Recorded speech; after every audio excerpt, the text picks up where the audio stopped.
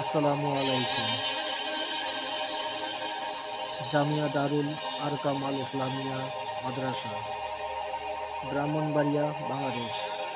ব্রাহ্মণবাড়িয়া জেলা শহরের পশ্চিম মেঘনায় police line সংলগ্ন দৃষ্টিনন্দন ঐতিহ্যবাহী এই প্রতিষ্ঠানটি ১৯৯৩ সালে শাইখুল হাদিস আল্লামা শায়েখ খালিদুর রহমানের ঐকান্তিক প্রচেষ্টায় প্রতিষ্ঠিত হয়।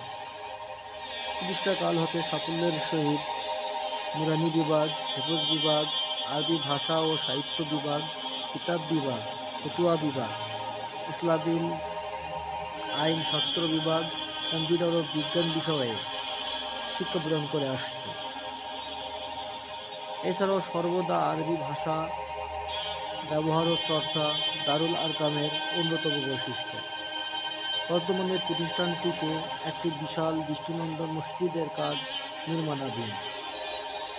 মসজিদটির কাজ সুসম্পন্ন হলে দারুল আরকামের বাহ্যিক সৌন্দর্য কয়েক গুণ বৃদ্ধি পাবে।